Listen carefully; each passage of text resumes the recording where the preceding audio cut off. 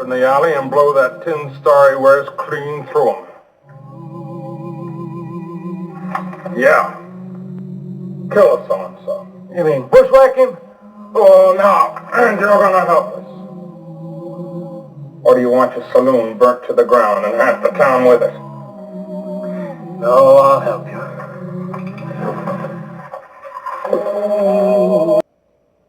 Wyatt Earp, the new marshal of Dodge City, was trying to civilize the toughest town on the western frontier.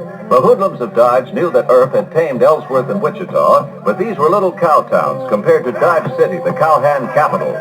Marshal Earp had to start all over again, and in the face of opposition which had run several peace officers out of Dodge. This Gomorrah of the Plains offered Wyatt Earp a hard choice, fight or run. And if he was to fight it out, Wyatt needed the help of City Councilman Jim Kelly. Mr. Dog Kelly, they called him in the history books. Ex-soldier, gambler, saloon keeper. An odd mixture of good and evil.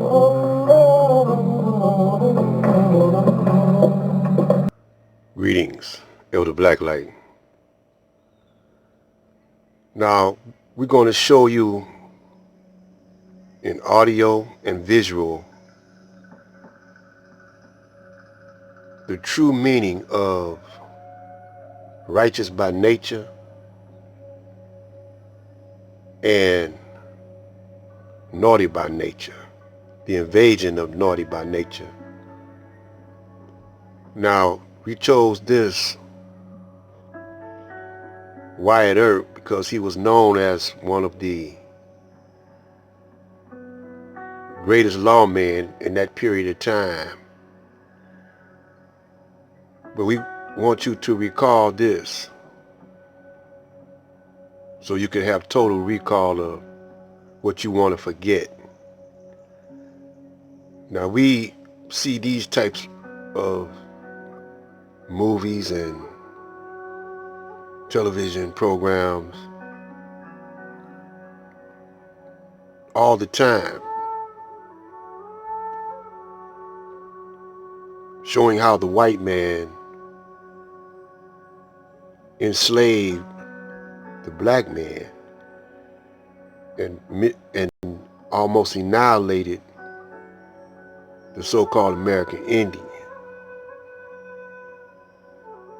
Now, during this period of time, Wyatt Earp, a little bit after the Civil War, the black man was still on the plantations, still using the Underground Railroad, still being abused, misused, and the Indian were being chased to the reservation, and the so-called cowboy and the so-called Westerners were being uncivilized because they are naughty by nature. And what they are doing is bringing in a system. See, Earp is from the north, and Dodge City is a southern town. And they're in a saloon. The head of the Citizens Committee is a bar owner. And saloons is where they meet up at, where they have whole houses, gambling, all illegal activities. You see? And they had a church in that town. So you got them saying that they're doing the word of God while doing illegal activities, while slaughtering the Indians, and while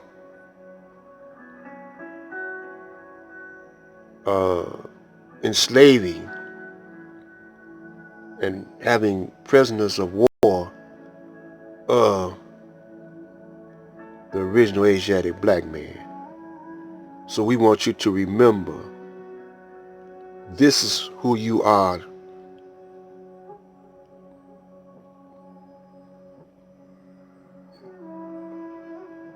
praising today.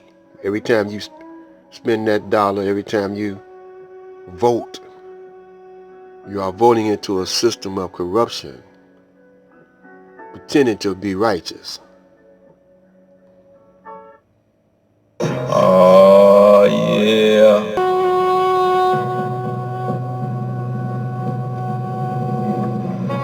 The black man in America was brought here in 1555 on the slave ship Jesus and other slave ships in chains. Not on pilgrim ships like the Mayflower or others, but slave ships. The black man was the property of the white man of America, to work in the fields, to work in the houses, or to be traded, exchanged, or sold. Thus, separations occurred. Father from family, mother from daughters and sons, members of the family exchanged from other members of the family. Beatings, killings, torture. Life for the black man in America was slavery, suffering, and death. The Emancipation Proclamation after the Civil War brought about the black man becoming a willing servant or slave for his former slave master. Not a return to his name, language, country, or God. The black man of America truly fitted the description of the people described in Genesis chapter 15, verse 13. And he said unto Abraham, know of a surety that thy seed shall be a stranger in a land that is not theirs, and they shall serve them, and they shall afflict them 400 years. And also that nation whom they shall serve will I judge, and afterward shall they come out with great substance. After the Civil War, the black man began calling himself in the names of his slave master, practicing the religion of the slave master, speaking the language of the slave master. He was given nothing by the slave master to go for self. Slavery, suffering, and death was now a lifestyle for the black man of America, now called Negro, nigger, coon, pickaninny, shine, boy, uncle. There was work from sun up to sun up, no pay or very little pay, more suffering, more misery, and more death. Those in the Ku Klux Klan and those out of the Ku Klux Klan killed the black man for nothing other than for the color of being black. Torturing and killing the black was a pleasurable thing, a sport for the white man. The black man called out for relief. The black man prayed to the mystery God for relief from his pain, misery, suffering, and death, but no help came. See, my people, black people,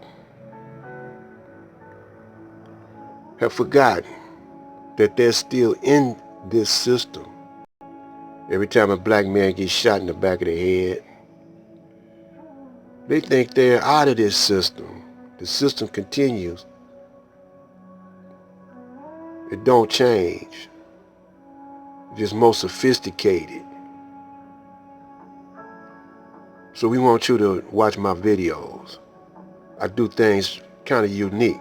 Things you heard before, but I want to put it in your subconscious mind that you're still messing with the devil and one who don't have your best interests in mind. I'm Black Light.